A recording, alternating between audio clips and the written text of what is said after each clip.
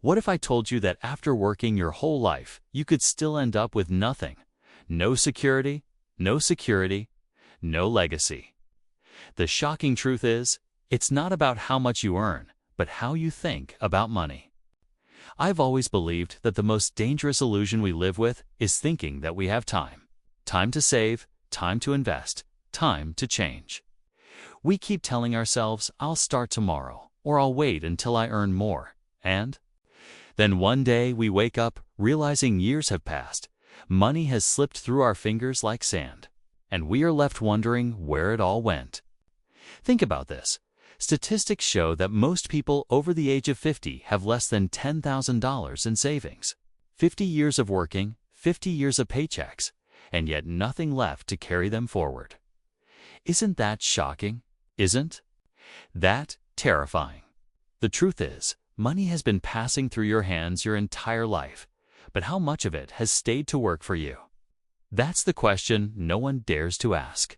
And yet, that's the very question that determines whether you end up free or trapped.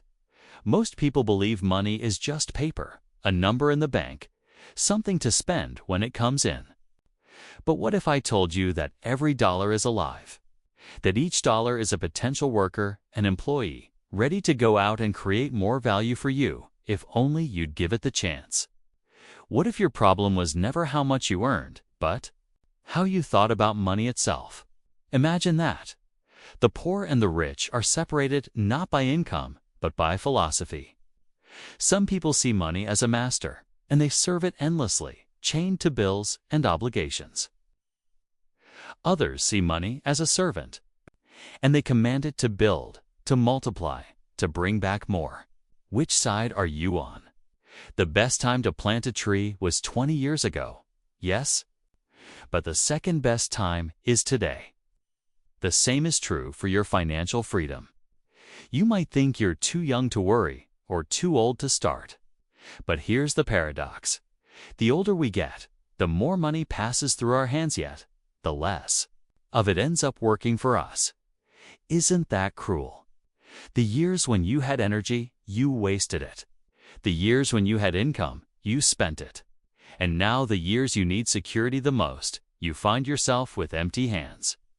That cycle only ends when you decide to stop living the old story and write a new one. I want you to look at money differently from this moment on. Stop thinking of it as numbers you can spend and start thinking of it as capital you can deploy. Every dollar you waste is a worker you fired. Every dollar you invest is a worker you hired. And when enough of those workers go out into the world and start earning for you, that's when freedom begins. It doesn't matter whether you have $10 or 10,000. What matters is the philosophy you carry and the decisions you make starting today. This is not just about wealth. This is about power, freedom, and legacy. Because when you learn to manage money, you're not just buying things. You're buying back your time, your choices, your life. And that's why I'm asking you to stay with me until the end of this video. What I'll share with you is not theory. It's not reserved for the privileged. It's a mindset shift that can start today with whatever you have, wherever you are. If you let it sink in, if you practice it, this might be the exact turning point where your financial story changes forever. If this already makes you pause and reflect, then I want to ask you for something simple. Support this channel. Hit the subscribe button, because when you do, you're telling me this wisdom matters. And the more support we get, the more powerful videos we can create together, videos that won't just change your day, but could change your life. Now, let's make this personal. I want to hear from you in the comments. Here's your question to reflect on. Question: if you suddenly received $1,000 today, what would you do with it? A. Spend it on something you've always wanted. B. Treat it as capital and find a way to make it work for you. Comment A or B below and tell me why. There's no judgment here, only honesty. But remember, your answer today is a mirror of your financial future. Which path will you choose? There is a truth about money that most people never discover until it is too late. not all income is created equal. Some forms of income enslave you, binding you to the clock and demanding your energy every single day. Other forms of income liberate you, creating space in your life for choices, for peace, for legacy. The distinction lies between active income and passive income, and understanding this difference may be the most important awakening of your financial life. Active income is what you earn when you trade your time directly for money. Every paycheck you receive from a job, every hour billed, every salary deposited all belongs to this category. It is honest, noble, and necessary.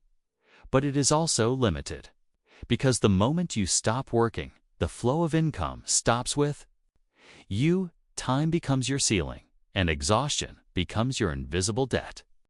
Many people dedicate 40 years to this path only to find themselves at the end of their careers with nothing more than worn-out bodies and fleeting pay stubs.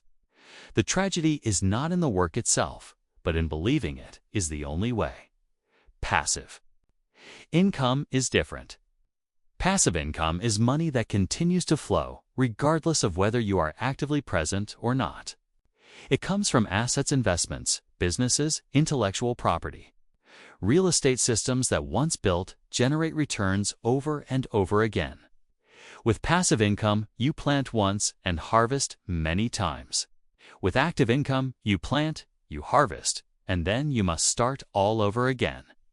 That endless cycle is why so many people feel trapped, while those who understand passive income begin to breathe easier, knowing that their future is not chained to their daily effort. What makes this shift so profound is not the mechanics, but the mindset. It is the courage to ask, could I build a system where money works whether I am there or not? Could I trust the power of assets instead of only trusting the sweat of my labor? These questions mark the dividing line between those who survive paycheck to paycheck and those who step into a new relationship with money. It is not about abandoning work. It is about transforming work into something bigger, something that outlives the hours you put in today. Consider this. A teacher spends her whole life educating children. Her income comes only while she teaches. But if she writes a book, if she records her lessons, if she creates a resource that can be sold and shared even when she sleeps, she has crossed into a different realm. Suddenly, her wisdom, not just her hours, begins to generate wealth. The effort remains noble, but now it is multiplied by structure. This is the essence of passive income, by replacing human value, but elevating it, extending it, letting it echo through time. Passive income does not require you to be rich to begin. It requires you to be disciplined. You can start with something as small as $10 invested regularly into an index fund, or a single room rented out to a traveler, or a skill packaged into a digital product. What matters is the principle. Some of your income must be converted into assets that give back. Each asset is like a hired worker, one who doesn't sleep, doesn't complain, doesn't ask for a raise. The more of these workers you collect, the more freedom you create. And here lies the paradox. The older we become, the more money we earn over our lifetime, yet the less of it remains to serve us. Why? Because we let it pass through without ever capturing it, without turning it into something that lasts. People say they cannot afford to invest, yet they spend freely on consumption that disappears in days. The truth is not about affordability, it's about philosophy. If you see each dollar as expendable, you will always be poor. If you see each dollar as capital, you will eventually build wealth, no matter your starting point. The question is not whether you can earn money that you already know how to do. The question is whether you will continue exchanging your life for it indefinitely, or whether you will begin planting seeds that grow without you. Because when you understand that passive income is not a luxury, but a necessity, your entire financial path changes. It is the bridge between effort and freedom, between survival and abundance. And once you step onto it, you never want to go back. If money truly is a seed, then the way you treat it determines whether your future becomes a barren field or a flourishing orchard. Most people never think of their income this way. They see it as fuel for immediate consumption, something to burn through until the next paycheck arrives. But those who build lasting wealth see each dollar as a choice. Either it dies in the present, or it lives on to shape the future. The difference is not in how much you earn, but in how you allocate what you earn.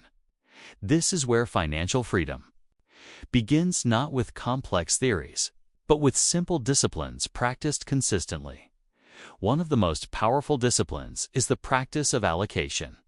Imagine for a moment that every paycheck you receive is divided into 4 streams. The largest portion, perhaps 70%, supports your living expenses: housing, food, transportation, the daily necessities of life. Another 10% is reserved for saving, not to spend, but to create security, a cushion against the storms of life.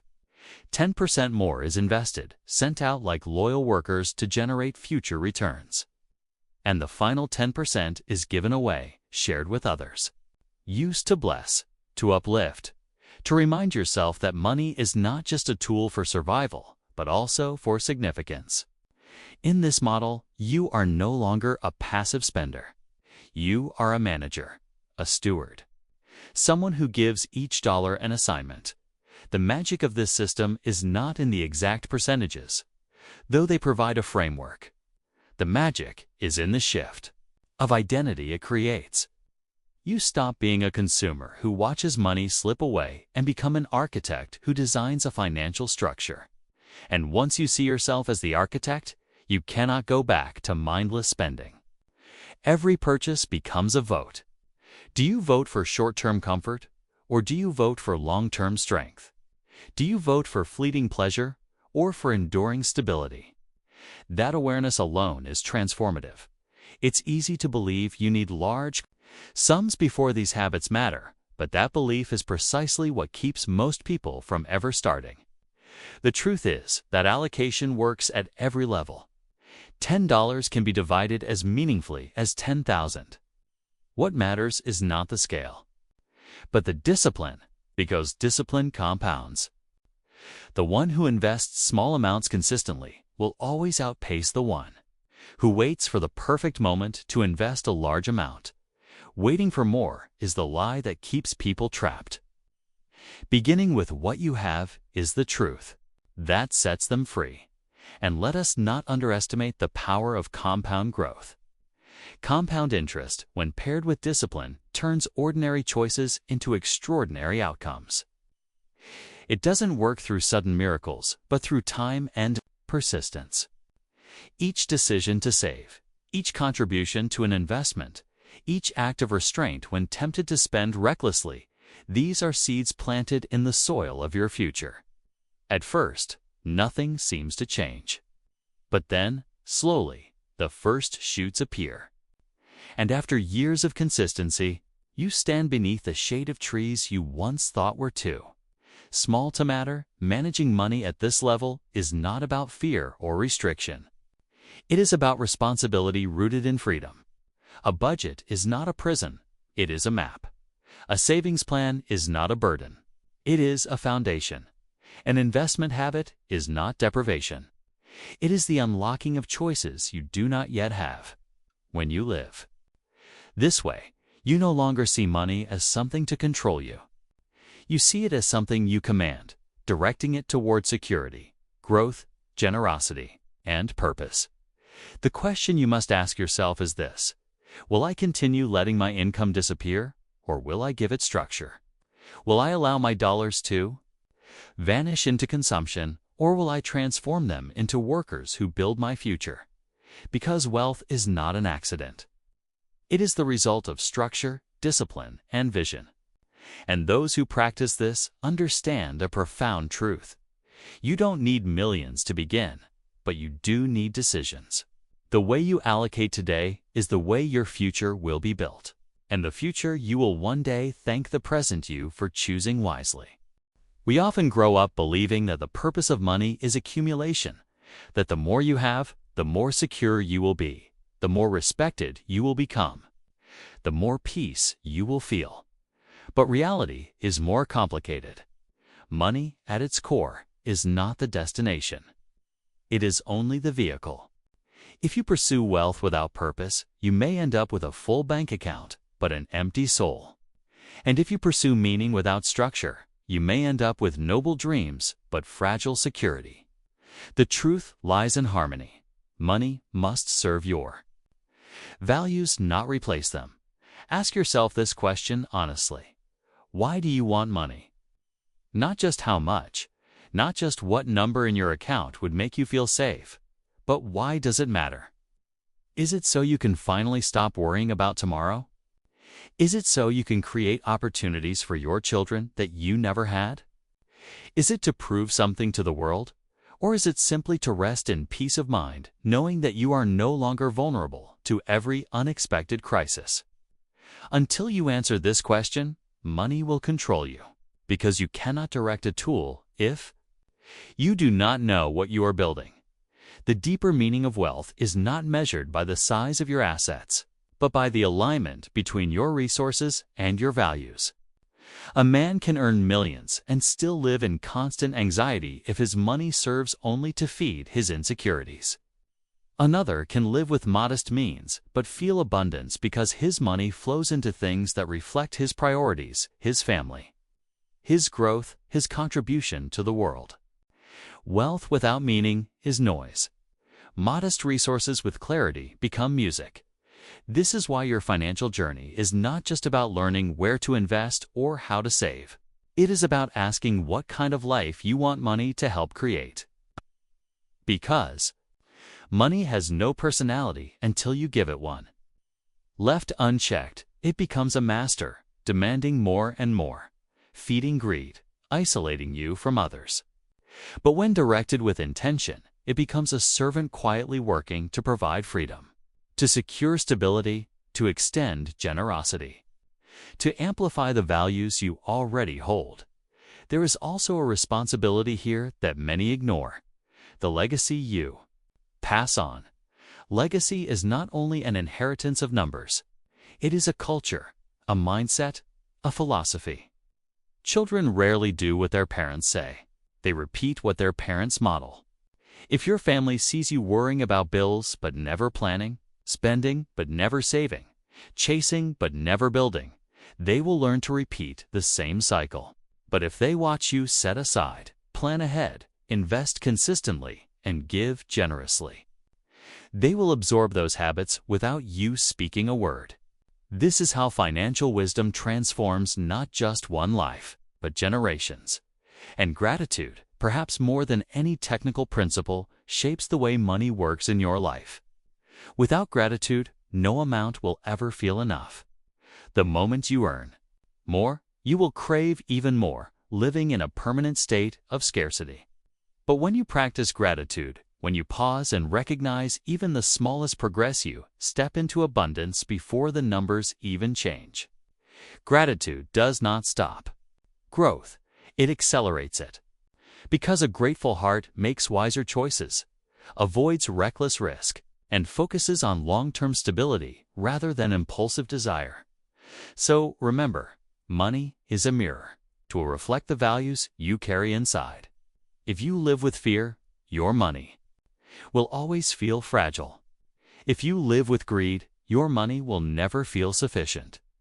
But if you live with clarity, purpose, and gratitude, your money will become a tool that builds peace, freedom, and legacy. The question is not how much you will earn in your lifetime. The real question is, when you look back, will you say your money built a life that mattered? Or will you admit that it owned you while you forgot to live? That choice is being made right now with every decision, every allocation, and every philosophy you allow to guide your financial path. Change never comes simply because we listen to a new idea. Change comes when we decide to act on it, even in the smallest way. You could sit through an entire seminar, read dozens of books, or watch every financial video available online, but unless you take one concrete step, nothing in your life will shift. Action is the bridge between knowing and becoming. And the truth is, you don't need to take giant leaps. What reshapes your financial destiny is not dramatic overnight success, but the quiet consistency of daily decisions repeated until they form a new identity. The first step is awareness. To know where you stand, you must measure honestly, not with judgment, not with shame, but with courage. Ask yourself, how well do I save regularly? How much do I truly understand about investment tools? How effectively is my money working for me instead of me working for it? How strong is my discipline when faced with impulse? How willing am I to act even when the path feels uncertain? All right. Yourself on these questions, and you will find a mirror reflecting not who you pretend to be, but who you are financially today. And that mirror is not an enemy, is an invitation. Every weak spot revealed is an opportunity to build strength. The power of transformation lies in focus. If you try to fix everything at once, chaos consumes you. But if you select one weak area and commit to it for 7 days, change begins to take root. Maybe you realize your discipline is low. Then create a plan. One small action each day. Day 1. Review your last week's expenses. Day 2. Cancel one unnecessary subscription. Day 3. Transfer a small sum into a savings account. Day 4. Read a short article on budgeting. Each action alone seems insignificant, but combined, they begin to rewrite your habits. And as your habits shift, so does your identity. You no longer see yourself as someone who avoids finances. You become someone who takes responsibility. Consistency beats intensity. Many people start with bursts of enthusiasm only to burn out when results don't appear immediately. But money, like nature, operates on cycles. Seeds do not sprout overnight. Investments do not double in days. The market rewards patience, and life does too. When you choose the discipline of daily steps, you discover that slow progress is not weakness, it is permanence. The person who saves $10 every week with unwavering discipline will eventually outgrow the person who invests $1,000 once and never again. Freedom belongs not to the impulsive, but to the consistent. What makes this journey even more profound is that money is never just about money. As you practice new habits, you discover qualities within yourself, patience, resilience, vision that spill into every area of your life. The courage to save when others spend becomes the courage to stay calm when others panic. The discipline to invest regularly becomes the discipline to build relationships, careers, and health with the same persistence. In this way, financial growth is also personal growth. Each dollar allocated wisely is a reflection of an inner transformation, proof that you are becoming someone new. And perhaps the most powerful shift is realizing that you are no longer a passive listener in this story. You are a participant. Each time you act opening a savings account, reviewing your budget, starting a small side income, you cross the line from theory into reality. You are no longer waiting for change to find you. You are creating it. And once you feel that momentum, you will never want to return to the days of inaction. So ask yourself right now, what is the one small step you will take this week? Not someday, not when life feels easier, but today. Because every future of abundance begins with a single decision, in the present. If you can save $10, you have already planted the seed of wealth. If you can read one page about investing, you have already cultivated confidence. If you can review your expenses, you have already begun to claim your freedom. Nothing magical is required, only persistence. A year from now, you could look back and see a completely different version of yourself, stronger, freer, and more in control. That future does not depend on chance. It depends on the steps you take starting now. The question is simple. Will you remain a listener, or will you become a builder of your financial destiny? The choice is already in your hands, and the time to act has never been more urgent than today. At the end of this journey, what becomes clear is that money is never just about numbers, accounts, or interest rates. It is about the story you are writing with your life.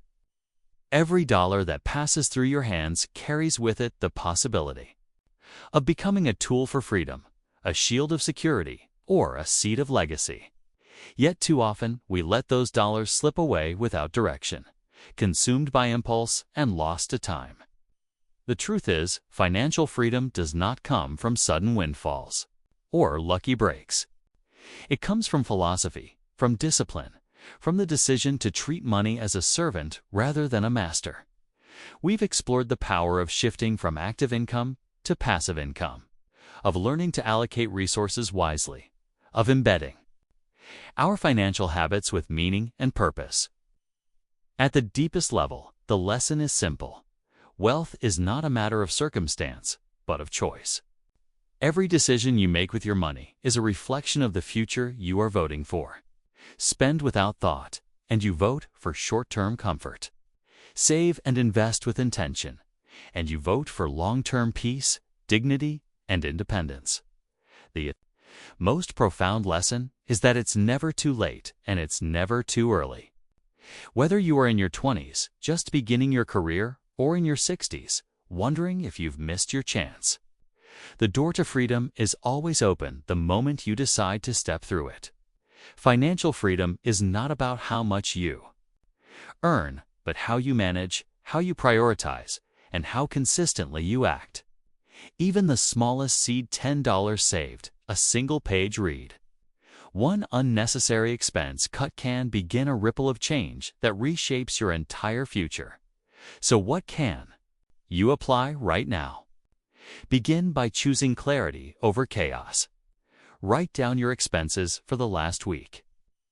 Open a simple savings account if you don't have one. Commit to setting aside a small percentage of your income, no matter how modest it seems. Reflect on the values you want your money to serve: family, growth, generosity, peace of mind, and let those values become your compass. And above all, remember that change does not demand perfection. It demands persistence. Day by day, step by step, you can shift from being controlled by money to becoming the manager of it. And in that shift, you will discover not just wealth, but freedom. Now, I'd love to hear from you. Here's a simple question for reflection. If you had to choose one today, would you rather save a small amount consistently every month, or wait until you have a larger sum to invest all at once? Please share your answer in the comments below. Your perspective might inspire someone else who's just beginning their journey. And if this message spoke to you, please subscribe to the channel.